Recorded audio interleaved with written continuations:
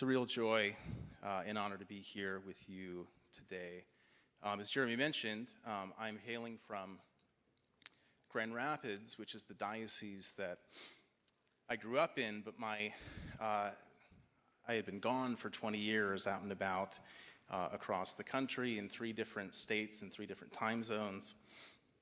And a couple years ago, returned back home. But I actually grew up, as Jeremy mentioned, much closer to the Diocese of Lansing, the small town of Portland, Michigan, if anyone knows where that is. And I might actually begin with just a fun story of how being here today feels so eerily familiar to me. You see, I attended St. Patrick's School, a different St. Patrick's Parish, from kindergarten through 12th grade, and during that time, our varsity football team made it to 3 state championships, winning one of them.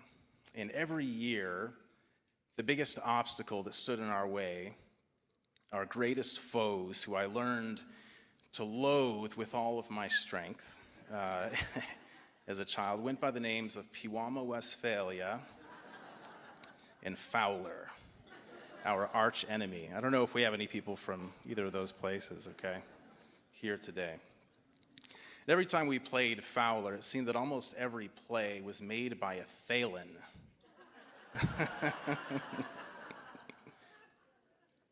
I wasn't able to find him to confirm this this morning. I don't know if Father Matthias is here right now, but I think my former classmate from St. Pat's helped me corroborate this, that I faced off against a particularly fierce Thalen who went by the name of Matthias.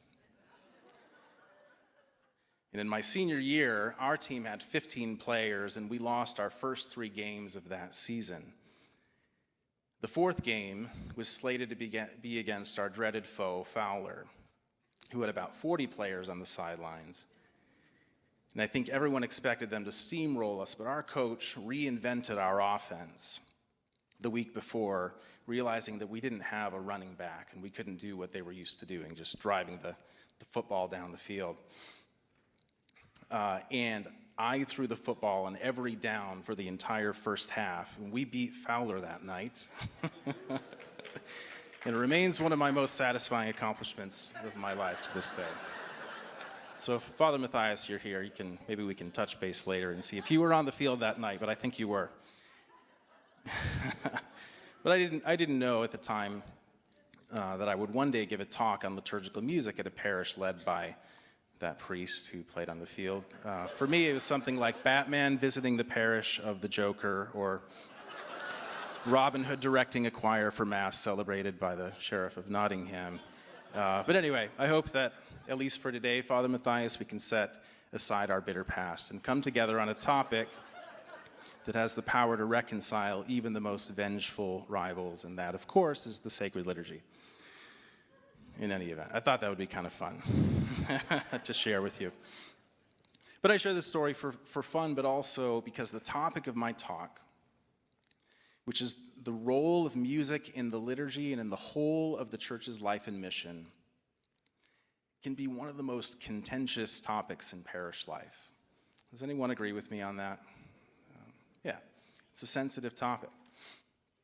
And in one sense, it's very understandable that this is so, because music is it's deeply personal to us all. It moves and reaches us in profound and deeply personal ways. But I think one of the greatest tragedies that I see today is the bitter battle that's often fought within the church by advocates of different kinds and styles of music, which can create division, disunity, competing factions, anger, frustration, and usually within the context of the very thing that is meant to unite us all, and to form and empower us for mission, and that is the sacred liturgy.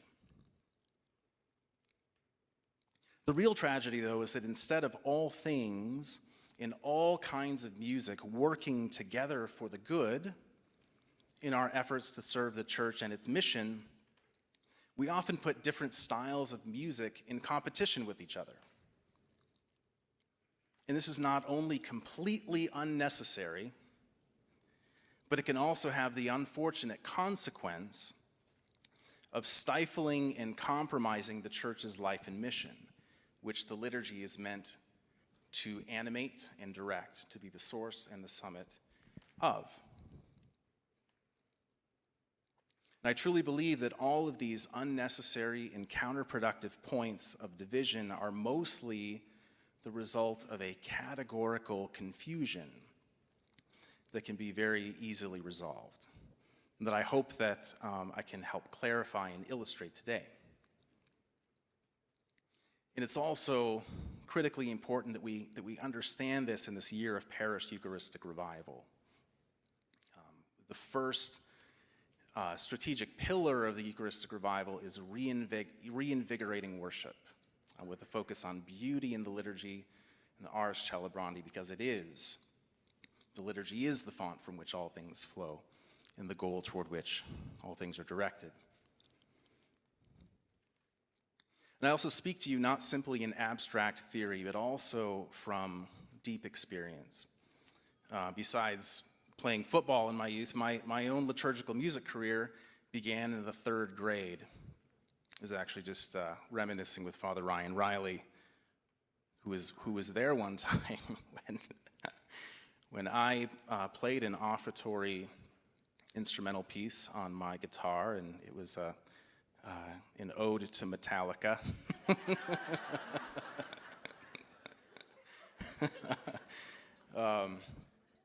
They were interesting days. But also, I was strumming the classics of the St. Louis Jesuits and more out of the Glory and Praise hymnal. In my teen years, I like to say that I became a subject of the new evangelization, and was drawn more profoundly into a relationship with Christ through contemporary praise and worship music.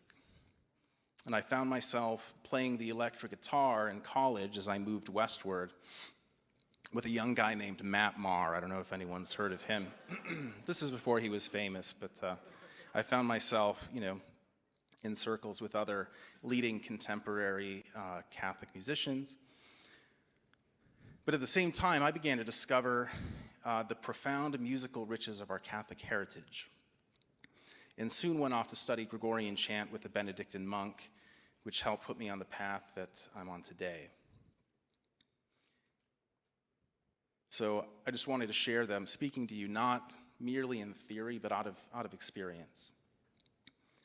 And I've discovered in my own musical journey, I hope to demonstrate today, that all kinds of music can and must work together to help facilitate the church's journey from the liturgy as the source back to the liturgy as the summit of the church's life.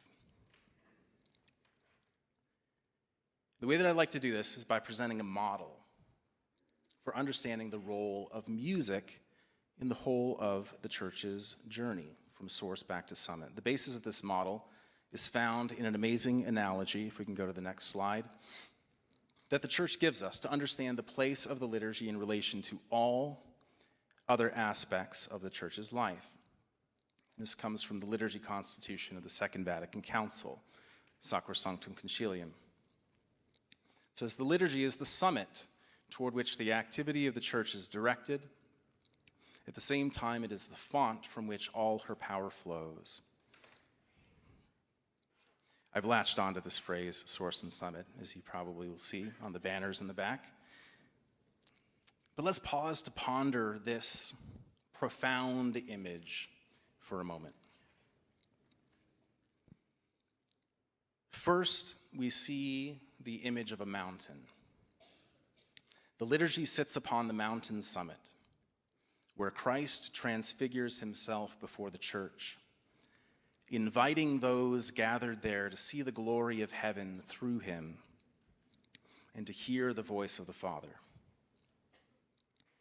We can also see pilgrims making the arduous climb up the mountainside from the world below through the ongoing process of conversion, discipleship, personal prayer, catechesis and formation, and of asceticism, of self-denial, to come with the proper dispositions, interior dispositions, as Dr. Pauly just described.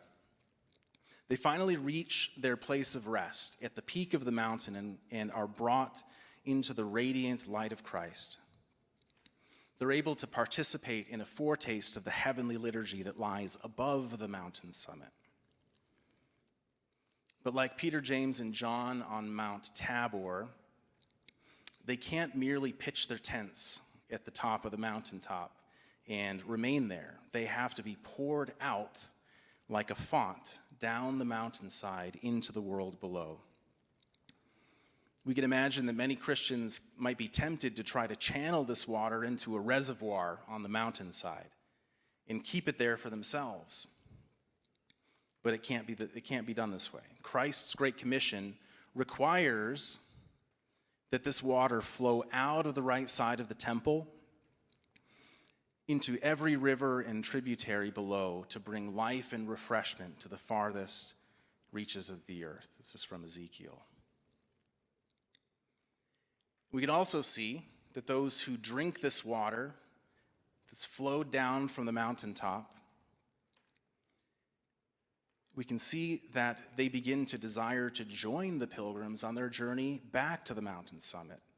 They are converted. They turn and orient themselves toward the mountain of God and go through the process of evangelization, of initiation, formation, a life of prayer and self-sacrifice as they journey upward, where they soon can come to the mountaintop and join in the prayer of the mystical body of Christ, which draws them out of the world and into a participation in the world to come. And after this, they too are poured out of the side of the temple into the world to begin the journey again, bringing even more people with them when they return. So if we go to the next slide, here's an illustration of what I've just tried to describe. And we can see within this a model for the whole of the church's life and mission that's contained within this phrase.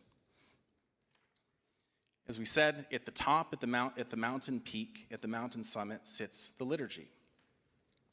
And below that, on the mountain side, we have the realm of devotion and discipleship.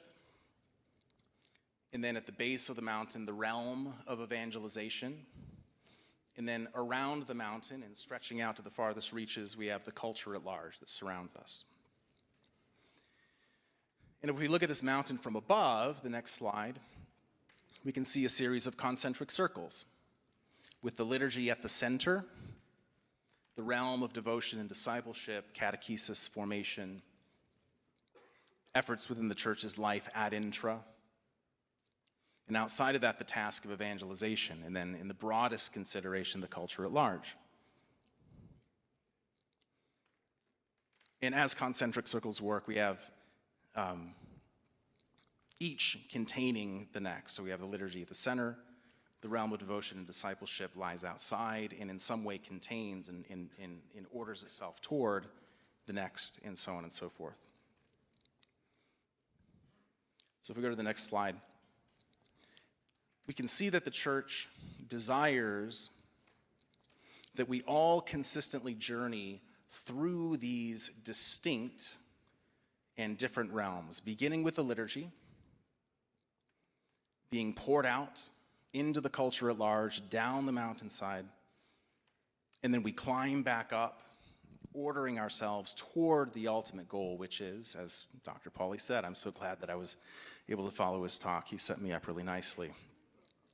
To the goal, which is participation in the liturgy, eating the Lord's Supper, offering perfect worship to the Father. This is the aim of the Christian life. So first we see that these realms are distinct. And we also see that we must be able to move between them. Our ability to move from one realm to the next constantly on our pilgrim journey from source to summit. We're walking in circles toward heaven. Our ability to move from one realm to the next activates and animates the church's life and mission. So we have to be comfortable in all of them, right? Now, let's look at each of these distinct realms. And the questions that I'd like to ask as we do is, what is their distinct purpose?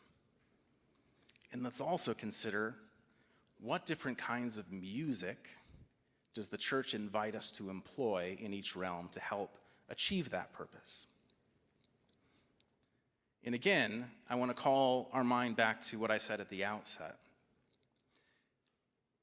We live in a time of confusion, I think, about the role of music in the realm of faith.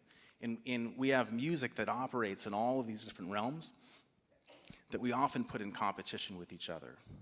But it seems to me that the church is saying, no, all things should work together to help facilitate the church's life and mission and not debilitate it. So we want to understand, what is its purpose and what kinds of music help us achieve those purposes. So let's begin with the broadest realm, which is the culture at large. What is the church's aim in engaging the culture at large?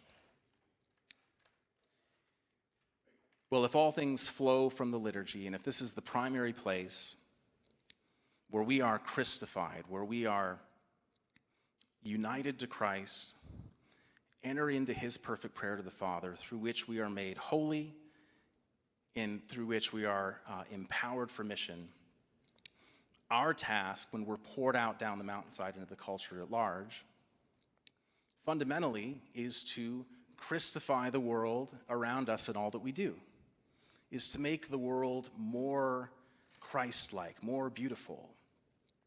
And so in our families, in our daily work, and in the things that we do, in the things that we make, the church invites us to make them more beautiful with the grace that we have first received. It's not explicitly evangelization yet. This is just the consequence. It's the overflow of what we first have received. It has an evangelical character, but we are merely crafting a beautiful life that itself is reflecting the beauty and radiance of Christ that we first received. And so if we think about music in the culture at large today, what do we see? What do we encounter? Where do we encounter music in the culture at large? Taylor Swift. Right, we listen to Spotify. We might listen to music in the car or when we exercise. We hear it in an elevator. We're bombarded with music and advertising. Maybe we listen to music to relax. We get together for a birthday party and we sing happy birthday, right? There's a festive character to music. There are all kinds of purposes that music can have in our day-to-day life. But there's also another aspect of this, is that how much has music in the culture at large changed, say over the last 50 or 60 years, 100 years, 150 years? It's changed quite a bit. And it varies from generation to generation. I mean, I think my children think I'm, I'm becoming an old man, right? And I wasn't as cool as I used to be. The music that I liked as a child is not what they're listening to now. And the music that my parents listened to wasn't exactly what I was into as a teenager. So we have this generational preference as well that happens. And this is a part of the nature of it. But also music has the capacity to do good or to do evil, right? To be good, to reflect the good, or also to reflect the bad. And so fundamentally, what is the purpose? What is the role of a Catholic musician in the culture at large? How many musicians do we have here today? Yeah. Does the church say, okay, Catholic musicians, go sing Gregorian chant in a subway tunnel? I mean, I wouldn't be fundamentally opposed to the idea personally. I may be guilty of doing it. But that's not what the church is asking us to do. The church is saying, go out into the culture, understand it, and do something better than what the world offers. Make it more beautiful. And so I like to commission Catholic musicians who, for much of their lives, I don't know if you all are familiar with a group called the Vigil Project. Is anyone familiar with the Vigil Project? They're Nashville musicians. They're excellent. And I met with them one time, and they said, being a musician as a Catholic, the only thing that I've ever been invited to do is to play at Mass. And they said, but we don't want to play at Mass. We want to make more beautiful music than the culture is making, and we want to evangelize, and we want to help people pray outside of the liturgy. And it seems that Catholic musicians, very often, you play the guitar, you play the ukulele, you play the triangle or something. Come play in Mass, right? But that's not fundamentally what the church is asking us to do. So this is the task of the Catholic musician in the culture at large, to make it more beautiful and to reflect the grace and the beauty and the divine life that has Christified us, that we can reflect that in the music that we make in the culture at large. But then the next realm is the realm of evangelization.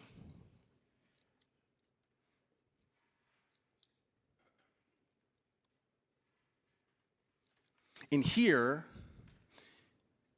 we begin to engage in a different activity that has a different goal. Rather than merely making beautiful music that may or may not bring people to the truth of the gospel, now we make that somewhat more explicit in our lives and also in our music. I think that most people here probably have a pretty good understanding of what evangelization is. But my question to you is, can music evangelize? Was anyone here evangelized in any way through music? I was. Yeah.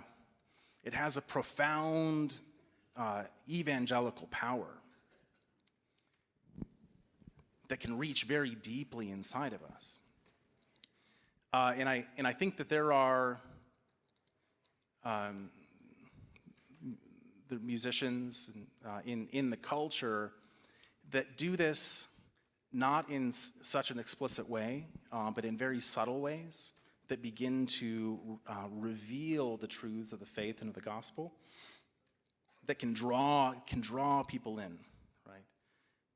And the music of evangelization I'd like to propose is aimed at that purpose. And if we think about what evangelization requires of us, it requires us to understand the culture that we are engaging. So if you are going to try to evangelize through music and play and sing and compose music that's meant to evangelize, you have to understand the music of the world. You have to understand the music of our culture very well. And then we have to use that tool to help reach people with the gospel. And so the nature of the music of evangelization is that it's very, very closely tied to the music of the culture at large. But it has a different purpose.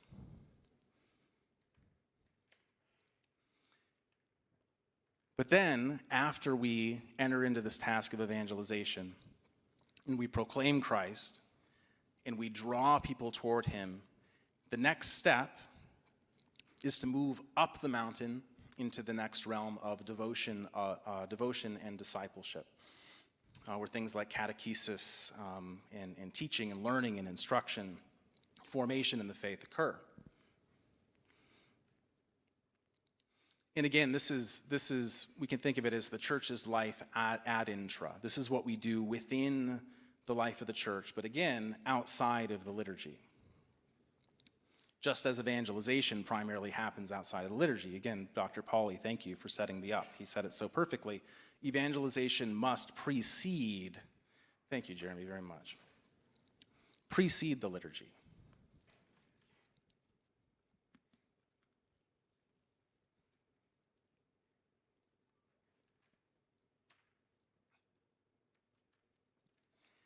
And so in this realm of devotion and discipleship, what is the church's aim? What is our aim? What is the purpose of this realm? It's to form us in the faith. It's to help build our relationship with Christ, to help build our devotion and our love for God, to help us grow in our intellectual understanding of the faith, and to help us dispose ourselves to entering into that thing which lies above, which is the sacred liturgy. And so my question to you is, how can music help achieve the aim of this realm? How can music help foster our devotion and our lives of discipleship? Well, the church actually has a lot to say about this. The term devotional music or religious music in the church documents is distinguished as a particular kind of music that has a particular aim. And that's fundamentally, in the church's mind, a non-liturgical aim. And what I want to stress here is that this is actually a very good thing. How many people like to pray with music? I'm just curious. Okay. Does anyone use the Hallow app by chance? Yeah. Source and Summit has a playlist there now. You should check it out. Praying with music can be very powerful for us, right? And it has a formative power. The kinds of music that we might choose to pray with in this realm, in the church's mind, can be pretty open, pretty diverse.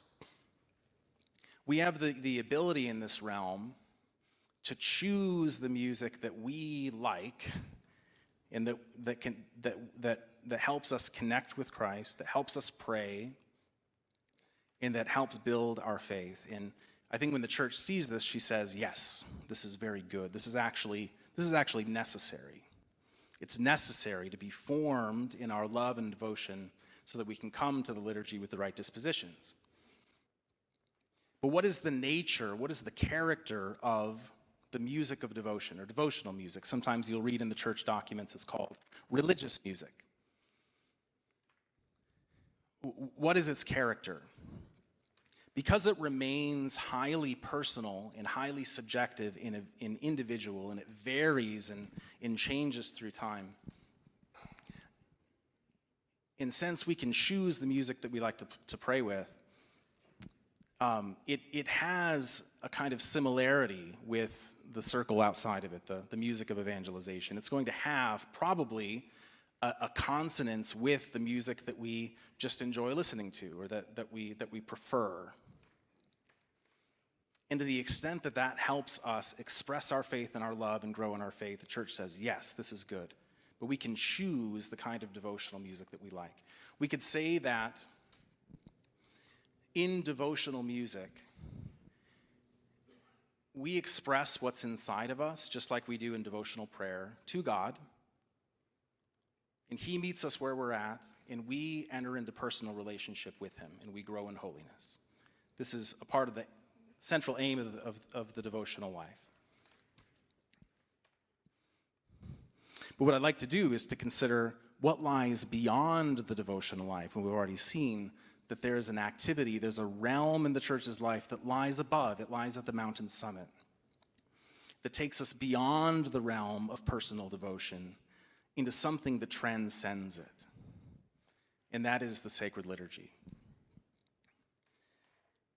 And there is a catechesis offered by probably the greatest liturgical pope of the last century, in Pope Benedict XVI, that I like to use to illustrate the difference between devotional prayer and music that helps foster devotional prayer, and liturgical prayer and the music that helps achieve the purposes of liturgical prayer. So if we go to the next slide. In his catechesis, Pope Benedict reflects on the meaning of the phrase mens concordat voci, which is Latin for the mind must be attuned to the voice. It's actually taken up by Sacrosanctum Concilium as a requirement for active participation, one of the things that we must do to participate in liturgy. And this is what he says. He says, St. Benedict, speaking in his rule of prayer in the Psalms, pointed out to his monks, mens concordat voci, the mind must be in accord with the voice. The saint teaches that in the prayers of the Psalms, words must precede our thought. Words must precede our thought. He goes on to say, it does not usually happen like this because we have to think, and then what we have thought is converted into words. Next slide. Can I have the next? Yeah. Here instead, in the liturgy, the opposite is true. Words come first. God has given us the word, and the sacred liturgy offers us the words.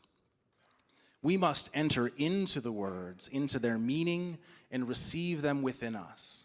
We must attune ourselves to these words, and in this way we become children of God. We become like God. So reflect for a moment on what Pope Benedict is telling us from the rule of St. Benedict, taken up by the Second Vatican Council, that in the liturgy our mind must be attuned to our voice. What is it that our voices are saying in the liturgy? Our voices are, firstly, speaking, or better yet, singing the words of the liturgy itself. That's given to us. God has given us the word. He's given us his eternal word. But then in the liturgy, the logos prays through not only the words, but all of the elements of the sacramental tapestry that comprises the liturgy.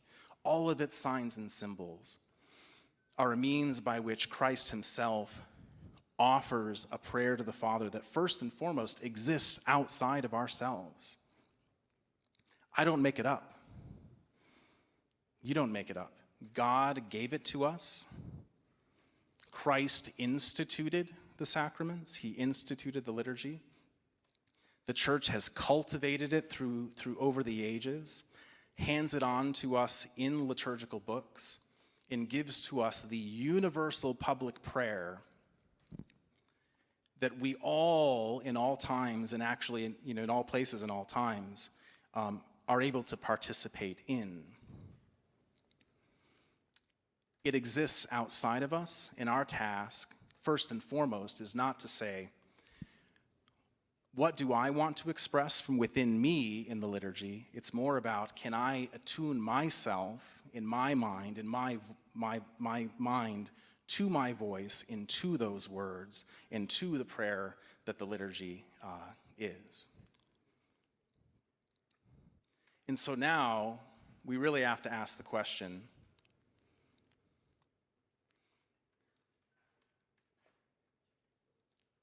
well, I guess I'll ask this question. What is the purpose of music in the liturgy? What is music in the liturgy fundamentally? And how is it different from the rest of the realms that we've just looked at? Well, if the church gives us the words, and as I mentioned before, the church says those words, first and foremost, are meant to be sung, the way that we sing those words should help them be expressed in the most beautiful and effective way that offers the most perfect prayer to the Father through Christ, through his mystical body, that sanctifies us and helps us participate more fruitfully in the liturgy of heaven.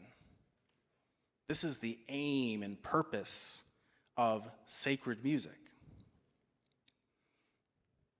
The word sacred fundamentally means set apart, right? And I think that as Catholics, this is something that we ought to embrace. As I said at the outset, I think one of the great areas of confusion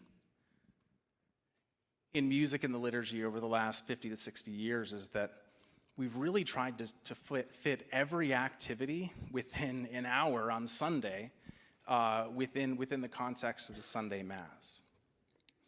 How often have we, probably for the best intentions, attempted to make the Mass a platform for cultural expression, right? We try to express the various different cultures and that might surround us. I'm sure you've been to masses like that before, right? Or we've tried to make it a platform for evangelization. Or probably more commonly, and this is not even an issue that's just happened over the last 50 to 60 years, it's something that the classic liturgical movement was talking about for 100 years before, that Catholics were attending Mass and praying their devotional prayers in the Mass while Father's up there doing his thing, right? And here I am, praying my rosary or reciting litanies or visiting statues around the church. I'm praying devotional prayers while the Mass is going on. But what did Vatican II say? No, we must participate actively and fully and consciously in the prayer of the Mass itself. That's the aim to be achieved before all else, right? But it's taken us time to really understand what that means, because a lot of what we've done in the last 50 or 60 years is still to continue to sing music that is aimed at evangelization or aimed at devotion or at mere cultural expression, rather than letting the liturgy itself be set apart, be set upon the mountaintop, to be sacred, so that we can move beyond the mountaintop into an experience of the heavenly liturgy, which fills us with grace and allows us now to go forth and to be poured out and be more credible witnesses in the world. So the separation of the sacred from, in Pope Pius X's word in his motu proprio on sacred music, he called it the sacred and the profane. He didn't mean profanity, he meant outside of the fanum, the door of the temple. There's a distinction, and there's a reason for that.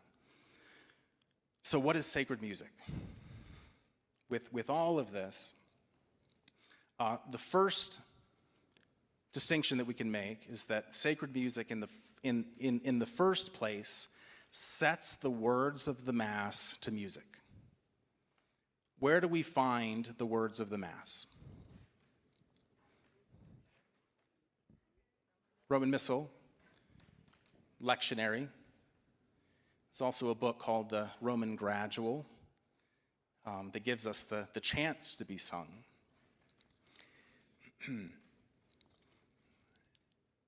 The words of the Mass are given to us in the liturgical books. And the Church also says there are musical forms, there are musical repertoires that set these words to music most excellently. And in fact, in that book, the Roman Gradual, it's a book of Gregorian chant.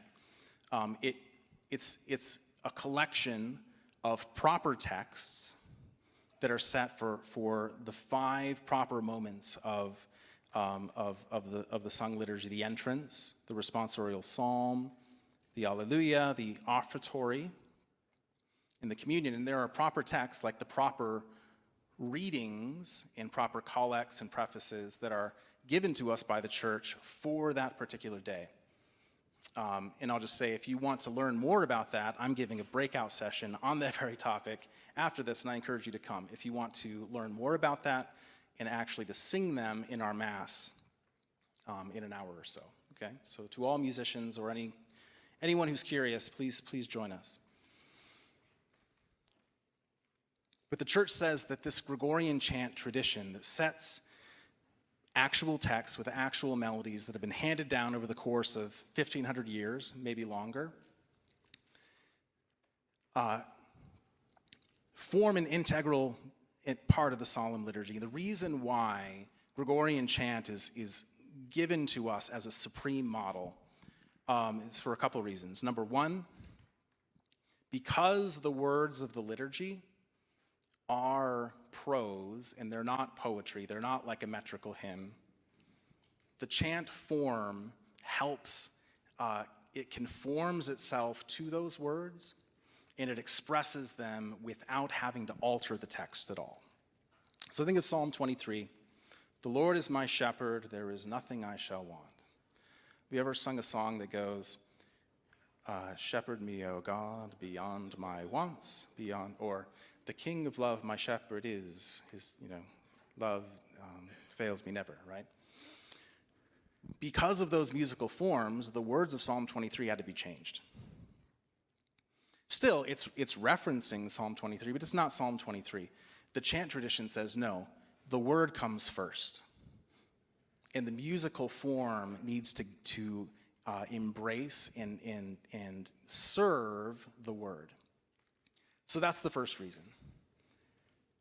The second reason is that it's intentionally set apart. It's been said that the Gregorian chant was as alien to the culture of St. Thomas Aquinas as it is to us today. Isn't that interesting? It was never popular music.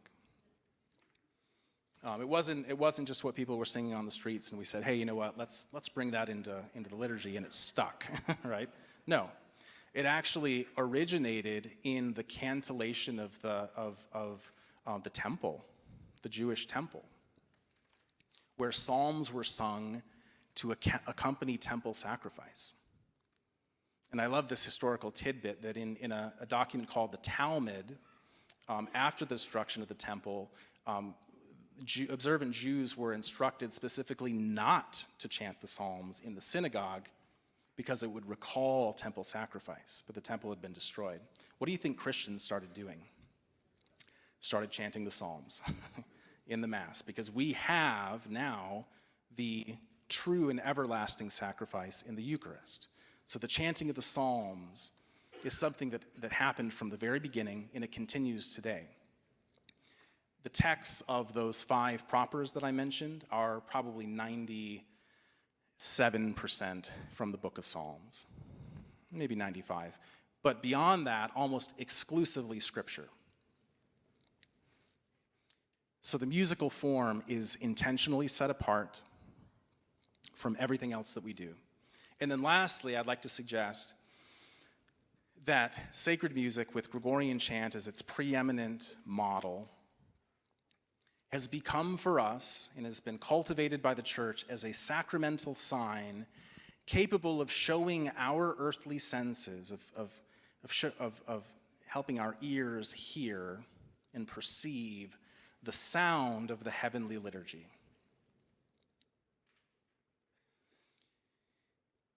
This is a sign that the church has developed and cultivated and given to us to help us hear the sound of heaven, so that when we enter into the liturgy, we know that we are at the mountaintop and we are expecting to encounter the transfigured Christ,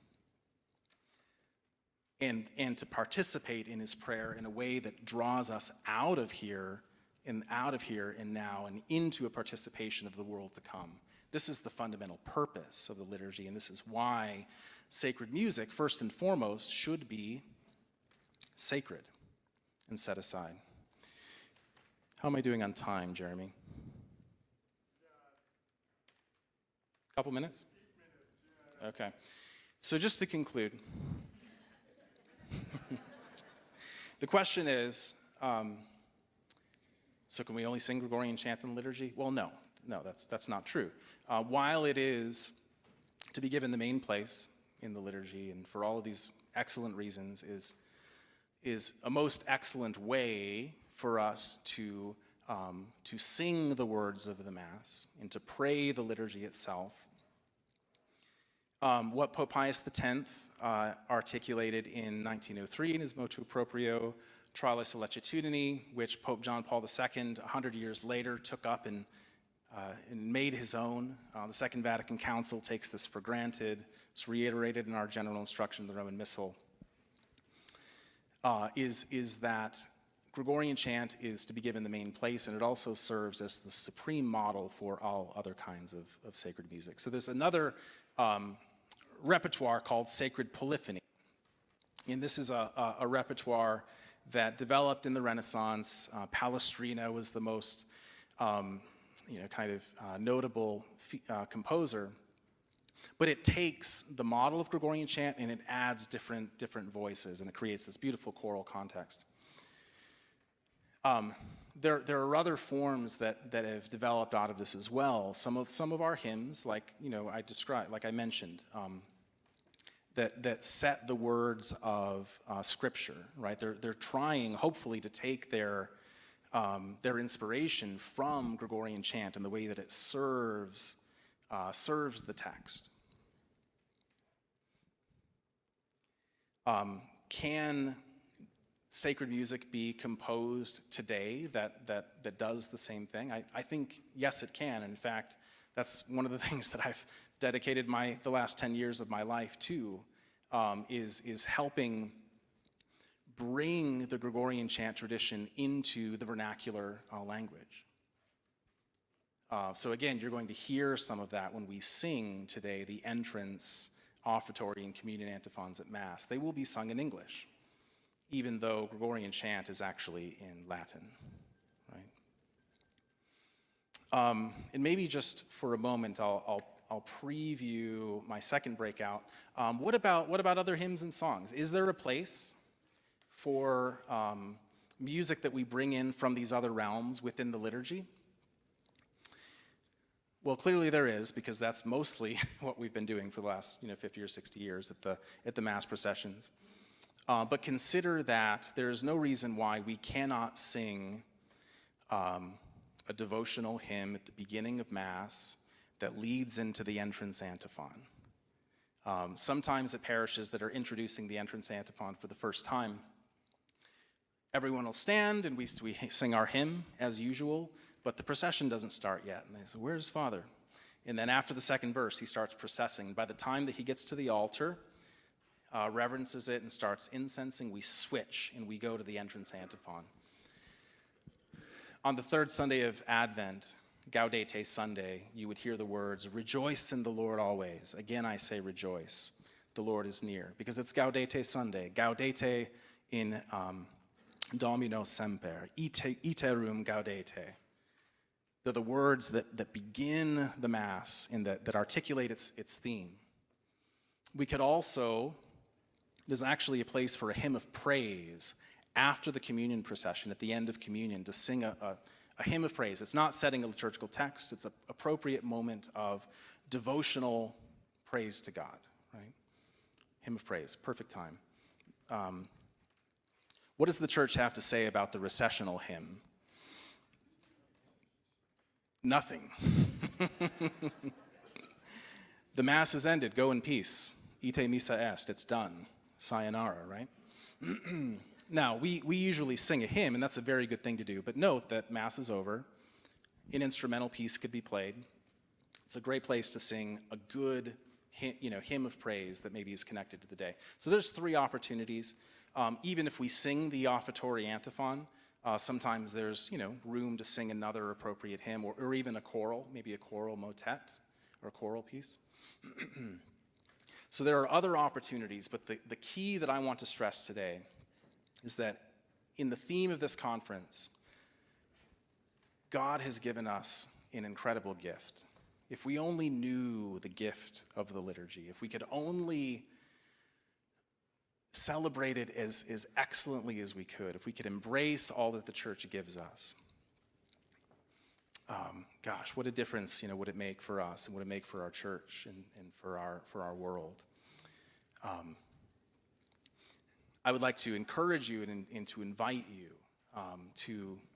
to explore singing the liturgy. I think that I saw in the the bulletin for this parish that the proper antiphons are beginning to be sung this weekend. How wonderful. It's a movement that's happening actually in parishes across the country.